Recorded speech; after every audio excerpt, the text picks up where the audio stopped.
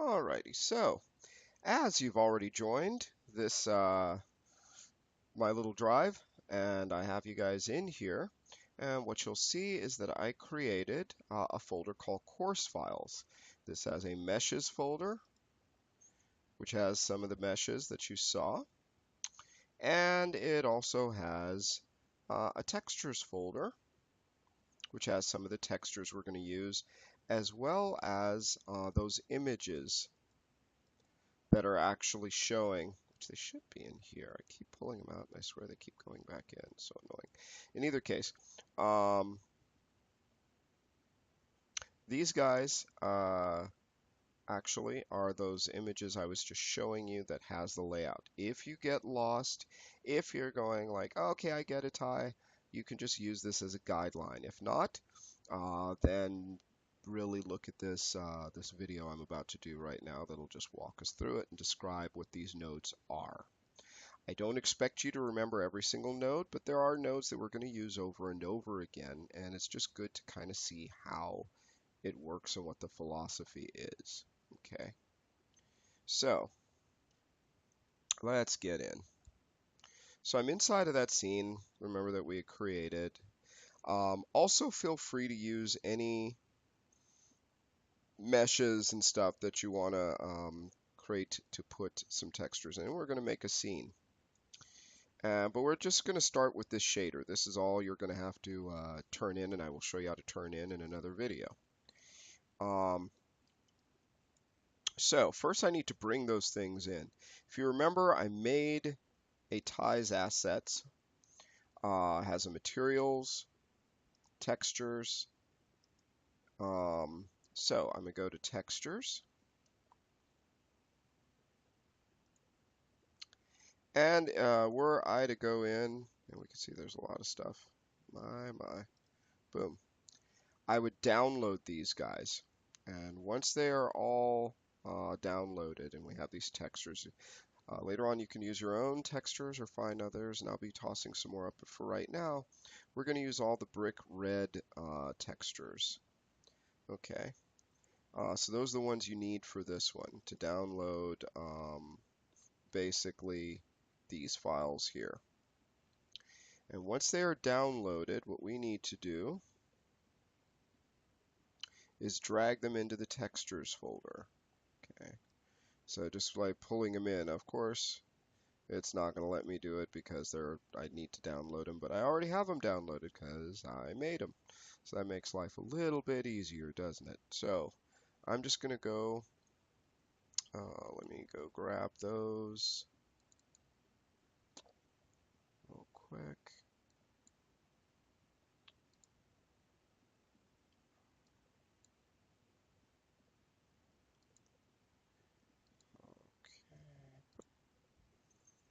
Okay, so I'm just going to drag and pull those in.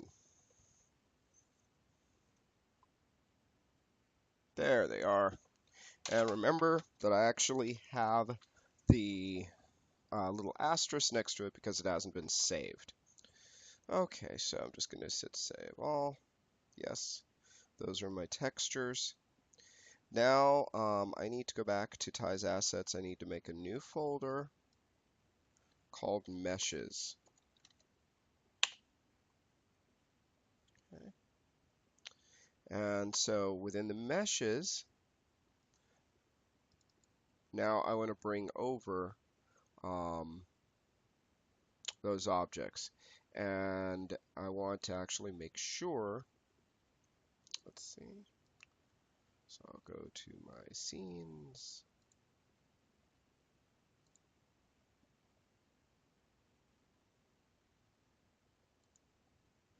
And just drag all of those into there.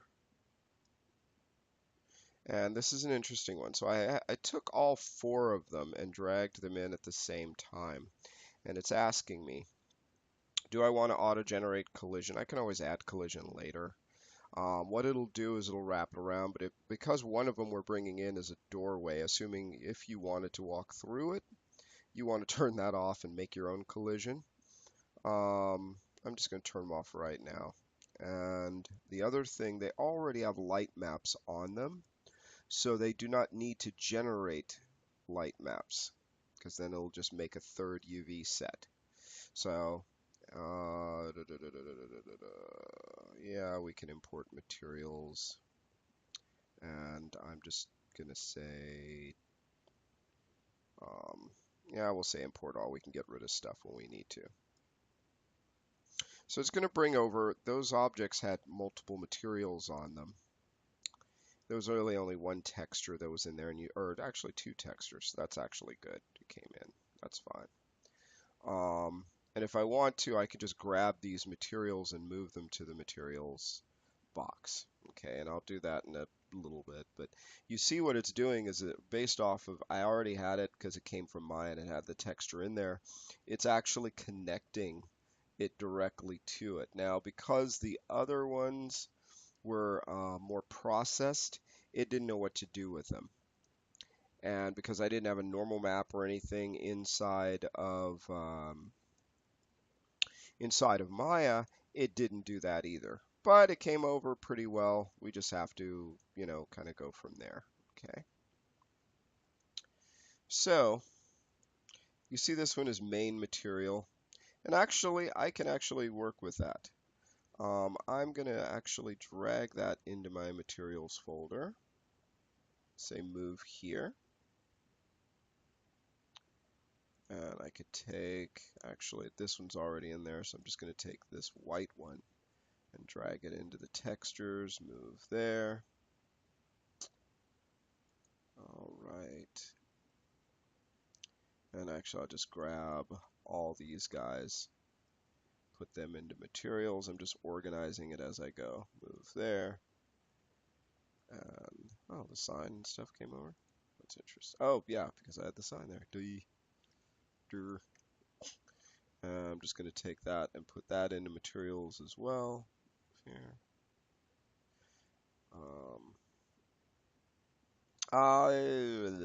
This one is already in, so me moving it to the textures, it's about had a different name. Fair enough. So, but I have all of my objects in there. Isn't that nice? Okay, so I'm going to go to the materials. There's my main material. I'm going to double click and open that up, and we could see all it has in here is a lowly little texture coordinate. And it has a texture sample, which is that texture. And just so I can see what its effect is, I'm going to go to meshes. And let's see, which one should we pull out? Let's just pull this one out.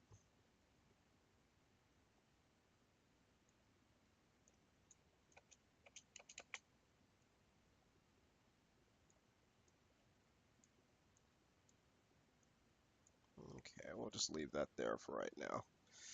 Ultimately, I would start to set these guys up, but that's okay. We'll wait a second. So let's work with this first material first. So this is the one that's here. It has a texture coordinate based off of what was in Maya. It's tiling it 4 times, and we can see that's fitting pretty well and looks pretty close to what it did in Maya.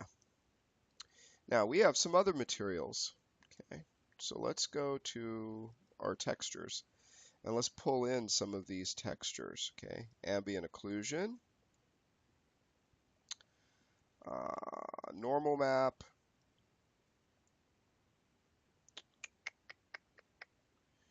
roughness. Okay, let's just go with those right now. And I think that'll be good. So if I just plug these in, let's just say I just did the color base and the normal map. And we see how this looks good, but it's like really, really flat. But, oh, and of course we'd have to take this and tell it to tile as many times as the image itself is. That's better. And then I hit save. We'll see after it processes, it's going to update in the scene. It would also work if I hit apply. And now we can see the actual, oh, I did fix that. This isn't updated. Okay, I'll have to fix that and update it. No worries. So we have the textures on here. We have the normal map. That does look better. And we could even just go in and just start moving stuff. Spacebar, remember, moves the changes the manipulator. So tapping the spacebar changes from move to translate to there we go, translate to rotate to scale.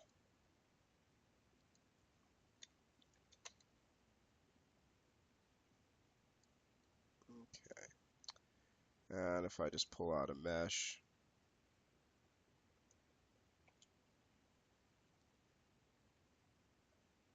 90 degrees.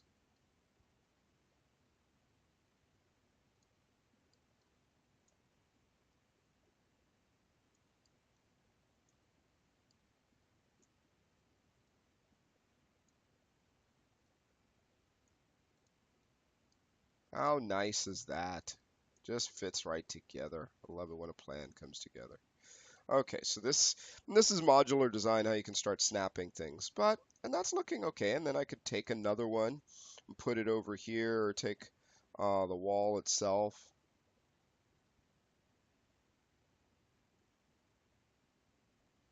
Oh,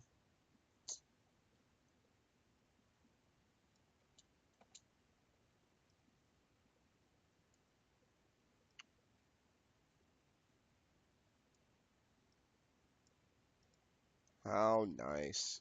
They just fit together. Okay, so we're getting this going on. And so I want to change this material. So what I'm going to do is I'm going to go and start to create some extra nodes to this and start to adjust some things. Okay. First, let's start with the color. Pull my texture coordinate back, lift my color up here. So we saw what this texture looks like. If I double click, it'll open up. That's the texture here. And that's all great. I might want to change its color or have something, a controller adjusting it. A quick, easy way, we'll lose a little bit of the contrast of it, but it's a quick, easy way of adjusting it is to multiply it by what's called a vector parameter. So if I hold down the letter M and left mouse click, it adds a multiply. And if I hold down the number 3 and left mouse click, then this is a vector parameter. This is basically 3 values in this node that just say RGB, red, green, blue. And if I combine these together, I'm multiplying just like in Photoshop, and plug that into the base color. First, it's not going to give me really much of anything once it finishes calculating. It's all black, see? However, it's all black because I haven't given the vector parameter a value. And if I select it, you see in the properties, I could type in like, oh, 1 value of red, and give it that. Wow, now it's like a blood red brick. That's not too bad. But if I add just some green to it,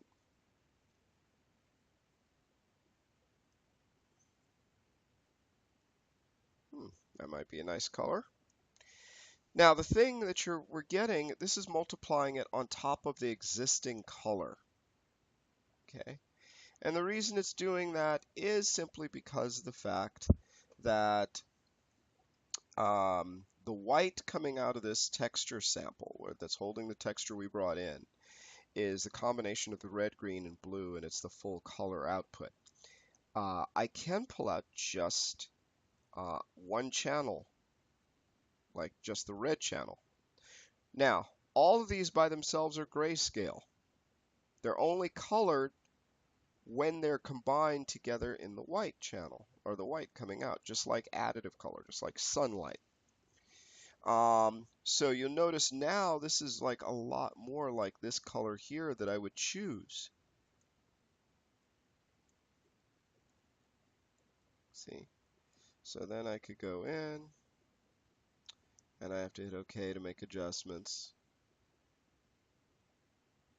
And you see it changes based off of that. If I want to multiply it by the color, I multiply it by the entire output. That's the difference. So this now is multiplying it on top of its existing red. Just pulling out one of these channels means it's multiplying it on top of a grayscale. And that's just essentially taking the color out and putting this one back in. Okay, so you have to just kind of decide depending on what kind of controller you want. But this is how I can start to create my my color controller. And just by this, I could say, you know what, for right now, I like that. I'll come back to it later. But I want to keep organized. I want to keep these things together. So what I'm going to do is I'm going to hit C, call this, and that pulls up the comment box on whatever I have selected. And I'll just say color. I'll call it brick color. And now when I grab this box, we could see, wow, that's controlling the color now. Okay.